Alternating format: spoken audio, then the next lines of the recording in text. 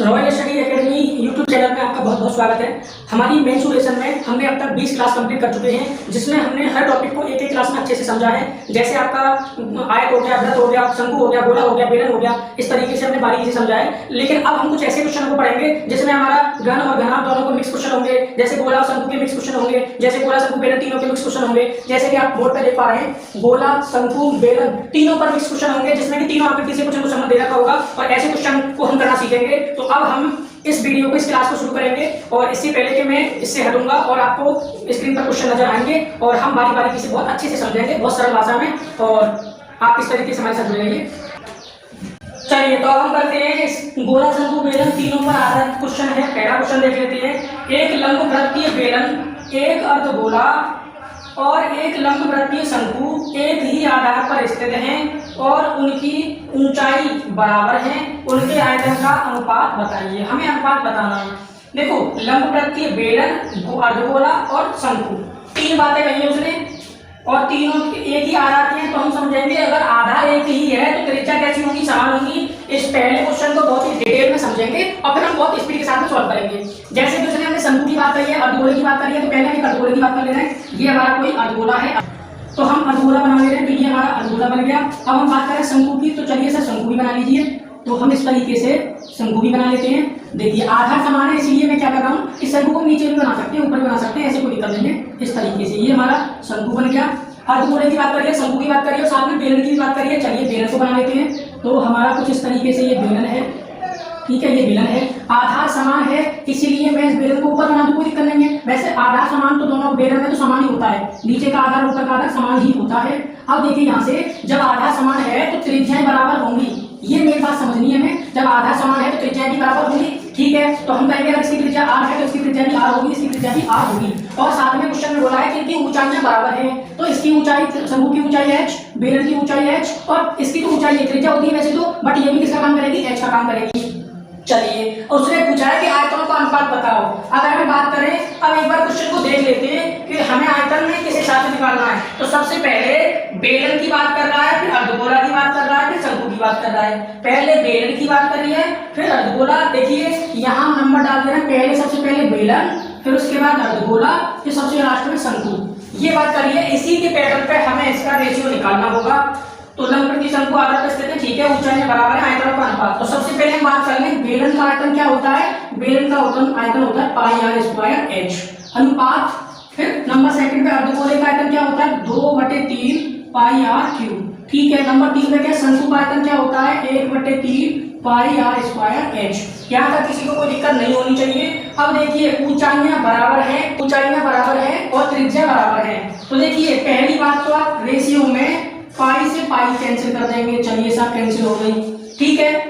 ऊंचाइयां बराबर है, त्रिज्या बराबर है, तो ये कह सकते हैं कि हमारी यहाँ पे एक्चुअल में अर्धगोले के अंदर ही त्रिज्या होती है ना, ऊंचाई थोड़ी होती है। तो हम कहेंगे ये मेरा r into R square into R करेंगे तो r क्यू हो जाएगा, ठीक है। अनुपात यहाँ से कितना है, r क्यू है, यहाँ से r स्क्वायर और हमारी ऊंचाई भी त्रिज्या के बराबर है। तो हम कह सकते हैं कि ये भी हमारा क्या हो जाएगा, r स्क्वायर इंटू h भी अगर r होगी तो क्या हो जाएगा, r क्यूब।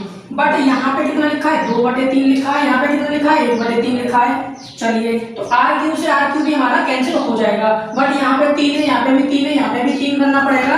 तो देखो, r क्यूब से r क्यूब कैंसिल कर दो, पहले कर दिया, तो यहाँ से बन जाएगा आपका 1 बचा है, यहाँ पे 1 बचा, ठीक है। तो हम क्या करेंगे, एलसीएम 3 आ जाएगा, 3 से गुणा कर दीजिए, 3:2:1,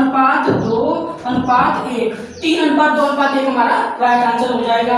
और आप अपने ऑप्शन में चेक करेंगे तो आपका ऑप्शन देख लेंगे 3:2:1, तो हमारा 3:2:1 ऑप्शन सी में दे रखा है, इसलिए करेक्ट आंसर सी हो जाएगा। चलिए, नेक्स्ट क्वेश्चन देख लेते हैं। एक शंकु, एक गोलार्ध और एक बेलन को समान आधार पर रखा गया है और उनकी ऊंचाई बराबर है, उनके आयतन का अनुपात है। हमसे अनुपात पूछा गया है। देखिए, ये क्वेश्चन तो बिल्कुल सेम हो गया है कि नहीं, सेम हो गया, देख लीजिए, बट क्रम बदल गया है। पहले शंकु की बात करी गई है, फिर अर्धगोले की बात करी गई है, फिर गोला की बात करी गई है। तो देखो, सबसे पहले शंकु का आयतन क्या होगा, 1/3 पाई आर स्क्वायर h अनुपात। उसके बाद सेकंड पे अर्धगोला है, तो अर्धगोला का क्या होता है, 2/3 पाई आर क्यूब अनुपात। फिर लास्ट में क्या बेलन है, तो बेलन का क्या होता है, पाई आर स्क्वायर h।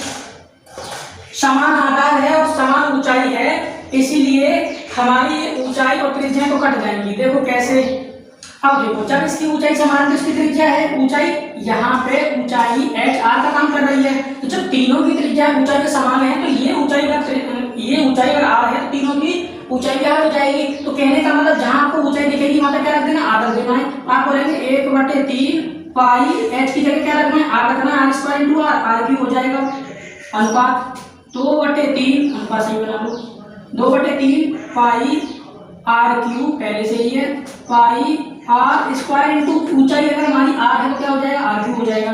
अब देखो पाई से पाई कैंसिल हो जाएगा, तीनों में r क्यूब से r क्यूब कैंसिल हो जाएगा। अब यहाँ आपका बच रहा है 1/3 अनुपात 2/3 अनुपात 1, एक ही तो बचा।